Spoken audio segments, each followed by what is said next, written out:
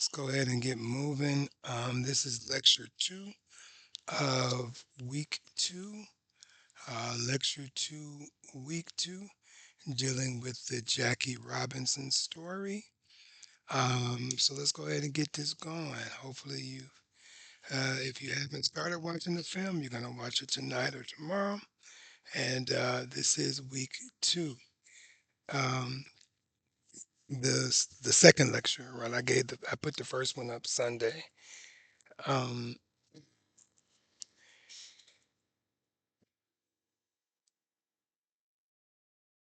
so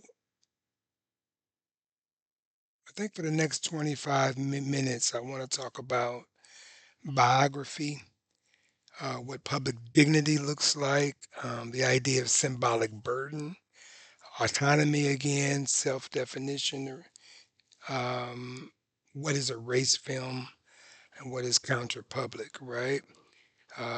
There are some questions, obviously, that you'll have for this lecture about heroic biography.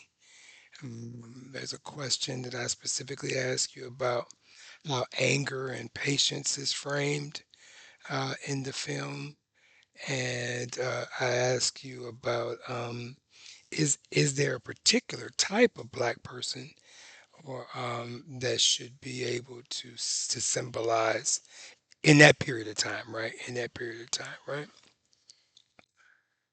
So this lecture is going to move us more directly into the film, right? Um, the Jackie Robinson story, but I don't want us to treat Jackie as just a poster, right?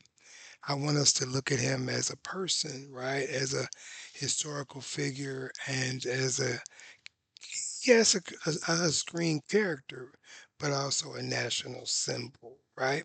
And they're not the same things, right? I mean, Jackie Robinson actually lived a full, complicated life, right? He is a historical figure, and he belongs to yes, sports, but historical memory and civil rights history, right? But the screen character obviously is shifted by what? The needs of the film, right? The direction of the film, right? He becomes a national symbol on film because it's shaping America's idea of what Jackie Robinson is vis-a-vis the film. So let me ask you this question again: do you think there's a kind of black person again at that time that America likes to celebrate? I don't mean just to tolerate, I mean celebrate. Now, you may want to look at that in a contemporary sense too, but I'm really looking at it in that period of time, right? Meaning, looking at Jackie Robinson as a sense of national progress, right? To understand that racism was wrong, but look how far we have come, right? Somebody like a actor of the time, a Sidney Poitier, yeah, there was prejudice, but look at how dignified he is, right? Look at his moral upstandingness, right? That's kind of a King, Martha King kind of idea, like love everybody, right? Wait patiently, and America can be, America will be the best of its ideas, right? And I'm not saying one of them is better than the other or one is false, one is true. I'm just saying that when we think about what national symbol is, the symbol is remembered. The symbol is honored, but is often controlled, right? It's the symbol, the national symbol is celebrated, but it kind of want to makes the nation feel good about itself, right? And I think the Jackie Robinson story can become a story about baseball being better instead of America having to confront the violence of segregation, right? It's kind of the way in which, we look at Martha King as a dreamer, right? That's why he's a dreamer without having to really get into the critique of America, right? That kind of thing, right? So there's a sense to which we want to almost pigeonhole our leadership or pigeonhole our national symbols, right? Because the symbols gives us memory, but it also can drain memory, can extract danger, right, from the story, right? So with this Jackie Robinson, the film I think was in 1950, which is right around the time that he broke the racial barrier. Jackie Robinson actually plays himself now in the film, even though it's a dramatized biography. Let's not assume that because Robertson appears in the film as himself, that somehow the film gives us the truth, right? The idea of truth in films are always devised and arranged, right? Scenes are selected, right? Dialogue is written, and pain is sort of paced, right? And dispersed, right?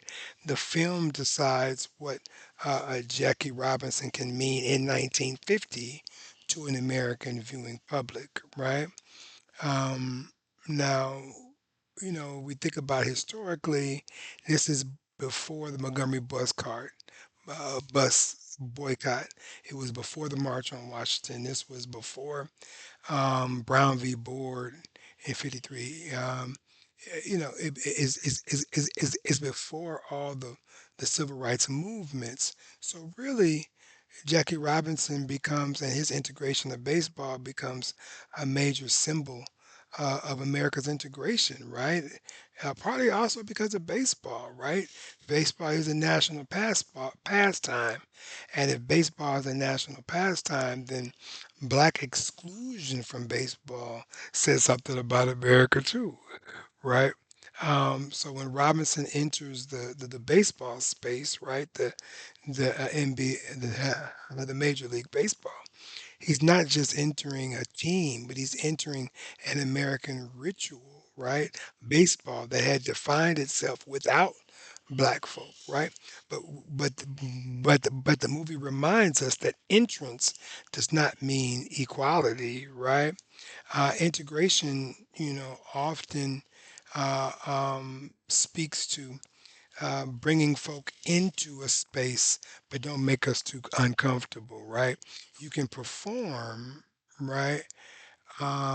But you better control your anger when you're performing in certain predominantly space, right? You can succeed, but you better prove that you deserve to be here, right? So your talent only gets you too far because we don't want you to be too political, right? And so, just like this film, we can celebrate you as long as we can fold you into the American story, right? That's what I mean by public dignity, right? Because public dignity is like the visible performance of worth, right? It ain't fake, right? It's real discipline, right? It's survival. It's a sort of sense of, I can imagine being exhausting too. Jackie Robinson had to endure certain abuse without responding, right? That's something that he had to do, right? Um, um, sorry, my phone was ringing.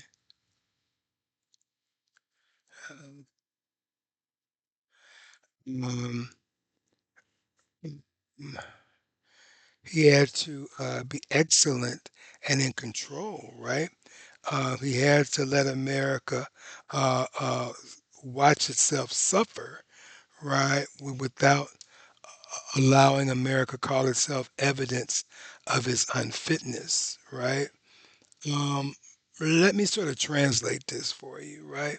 What does that mean? I think it means sort of, what does it mean to be the only one in the room, right? I think of the black student who was the only one in a class, or the black athlete, or the only girl in a predominantly male space, right? Because you have to be careful when you're the only in a predominant context, because you can't mess up. If you mess up, you know, um, that's the symbolic burden, right?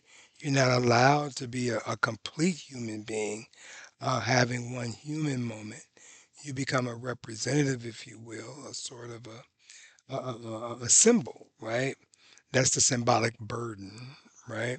So think about in the film where you have to watch. I want you to watch the scenes of the film where Robinson has to control himself, right? Ask him not just why he can control, but what at what costs did he have to control himself? What are we supposed to admire his restraint? What kind of world requires that restraint from the harm, rather than transformation of the context, right? I think that's one of the things that we have to look at how race and racism affects the public because the oppressed has to be calm, right? We want what? We want, what do they call it? We want protests as First Amendment, but we want safe and nonviolent protests, right? You don't have to do all that, but I'm but stuff is going on that's affecting me, right? But that's what um, the the correlation between public dignity, right, as well as the idea of being a symbol, and Jackie Robinson, his actual political life was more complex than just an integration story, right? He was an outspoken dude, actually, a public figure, and he had public views and political views, right? But the film kind of honors some part of him as being patient, as being heroic, but it's just one part because it's not engaged in his politics, right? So we return this back to the Jackie Robinson as a race film, right? Is not necessarily considering, I wouldn't consider it as a race film, right? Meaning black folk creating a movie for black folk and black language for black representation, right? I think it's more so it asks how black life can be made visible to a mass audience, right? What parts of life can become acceptable, right? So this idea of respectability, right? That's not a race film, right? Um, you know, Jackie Robinson is more inspiration, and that's good. But inspiration can be dangerous if it just makes the audience feel good, but not necessarily think hard, right? Um, I think there's a term. I think I remember seeing it on Twitter once, inspiration porn or something, right? The idea that struggle is represented to make folk to make comfortable people feel moved, right? So we use the suffering to make folk in power feel bad, right? I think we have to avoid that. It's like a Sarah McLachlan song on one of them ASPC commercials, right? But it wants you to kind of jolt your emotions, right? Um, I think another thing we think about in this film is masculinity, right? Um, the concept of a strong black man, but I think his strength in this film is tied to discipline, right? To athletic excellence and moral seriousness and a sense of endurance. How much can you take, right? And it's different than the traditional buck, right? The black male stereotype we talked about last week. Um, but as I said the other in lecture one of this week, counter images can become narrow, right? And so we need to make sure that we broaden out images. And so, black masculinity and black vulnerability, black fear, black male vulnerability, black male rage, what happens to all those type of things, right? When we talk about masculinity within the sort of the film aspect, especially when it's not a race film, right? That's important. And I think so. Thinking about the character of Ruby D, the African American lady in there, don't treat her as background in the film. Ask yourself, what is the film doing with Ruby D, right? Is Ruby D just a supportive wife, or is she does something else, opens up something else? And I think we have to ask ourselves, what is it that black women in biographies of black men, what are their roles, right? What are they asked to do, right? In many cases, they are the conscience, they are the comfort, right? Um, Even sometimes they're the proof that a man is lovable. He's not just an animal, right?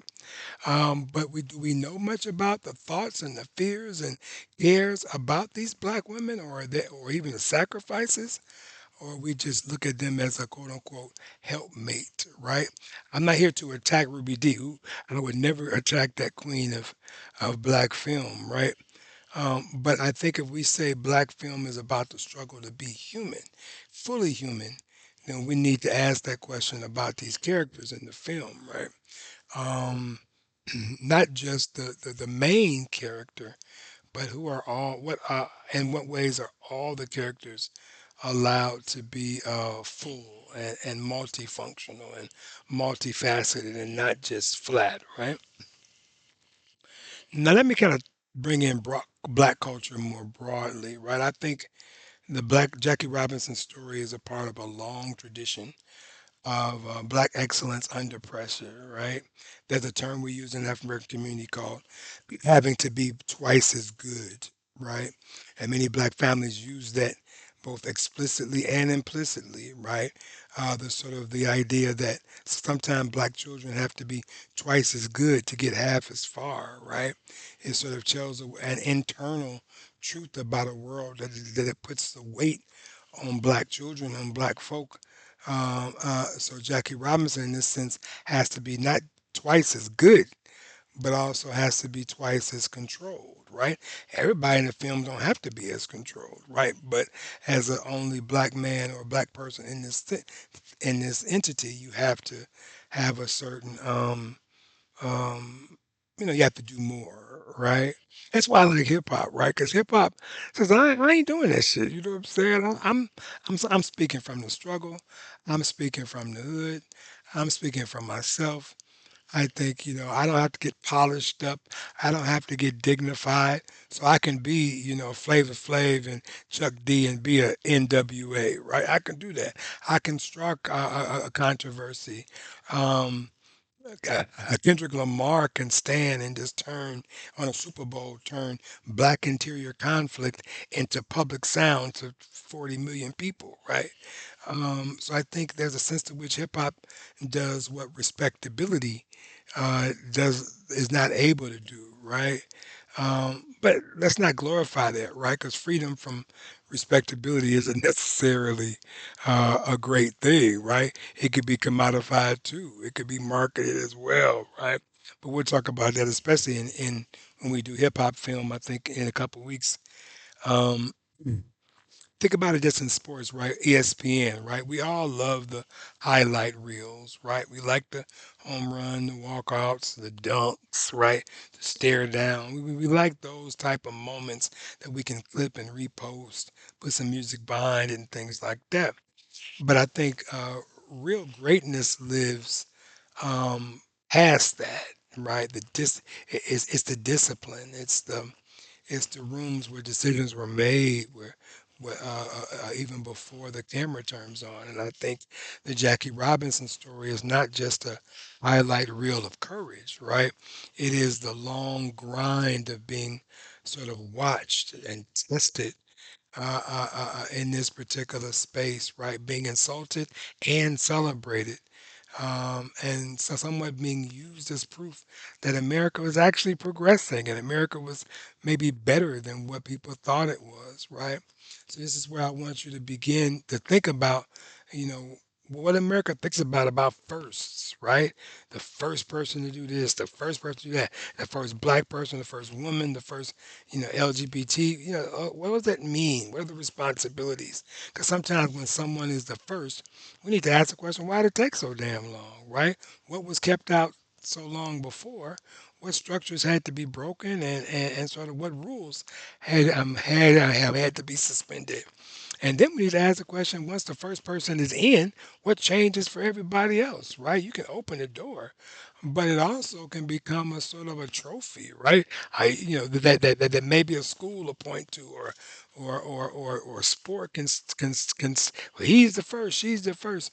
Uh, if a give you an example. So if a university or a corporation or something um, says, look, we got one, right? It ain't transformation because you got one, right? That's just straight math, right? That's tokenism, right? Tokenism counts bodies without changing the balance of power, right? Without sharing the Bible, right? I mean, the power, right? It gets you in the space, but it doesn't transform the room, right? Jackie Robinson enters the room, but what he has to enter the room of baseball under superhuman constraints, right? And so when we think about that and that power, right? How powerful that is, right? Um, but like I said, you got some people, especially hip hop culture. So I ain't trying to make my pain cute. I ain't gonna try to speak the way you want me to speak just to make you feel comfortable and complacent, right? I think hip hop has its own contradictions, and we'll talk about that, later on. But I think the refusal matters in this moment, right?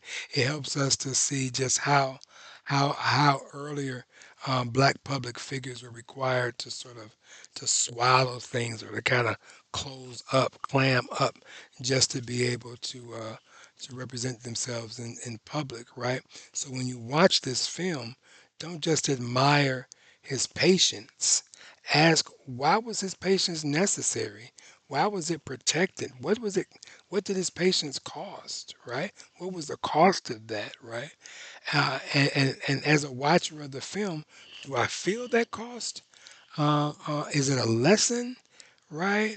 I think that's where your analysis should be thinking about. Right? So for now, I want you to think about the Jackie Robinson problem, mm, not just Jackie Robinson, right? But I think what America does with Jackie Robinson, right? Does America remember Jackie Robinson just to tell the truth about segregation and courage and social and political systems? Or does it remember Jackie to congratulate America's self, right? Is it revealing the cost of integration? Or does it kind of turn that cost into a comforting story about national improvement, right? Look how far we've come, right? Um, Obviously, you're going to see that, you know, Robinson is not able to be angry, but it highlights his ability to swallow angry. And that's what I mean when I asked you about racism as system or racism as just meanness, right? Think about what I just said that in terms of how that represents itself, right? Um, I think the audience can reject bad people and resist problems within systems, right? and and or how do laws and how do money, how do sports leagues and schools and certain images work together to oppress or repress, right? In a baseball film like this, a systemic racism is not just the racist fans yelling from the stands. It's the league that has historically excluded black players. It's the owners that complied in the process. It's the media that kind of framed the issue and the sort of the economic structure that facilitated and promulgated the national mythology, right? It's the idea that his super excellence had to be an argument for his inclusion in the first place, right? So when you think about this film, does the film give me the system, or does it give me a couple different bad people in the film, right? That's what I mean by that. Does it show how many folk had to cooperate with exclusion for exclusion to last this long? Does it um does it show how many people had to resist for change to happen, right? Figure it out one more way and I'll close here. Who is the imagined viewer? Is it speaking to black audiences who already understands the insult of exclusion, or is it speaking, maybe to a mainstream, primarily white audience that's asking you to accept a Jackie Robinson? Is it trying to sell moral progress through integration? Or is it highlighting black dignity? Uh, uh, uh, uh, um, I think that's something to think about, right? The audience matters, right? Because films shape themselves around who they hope will listen, right? So, okay, good. That's that. As you write in your piece, don't write hero worship, right? We ain't doing that, right? Hero worship again. That's not analysis, right? Don't don't be too cynical. That says something like, this film is not radical enough, right? So I didn't like it, right? That's kind of lazy too, right? The better answer lives in somewhat, what is the intention of the film? Why does it matter? What is it doing it for the visibility of this particular black film, right? That type of question. Or what isn't it doing for the visibility of black film? All right. What is it limited for? That makes sense. All right. All right. Take care. Stay strong.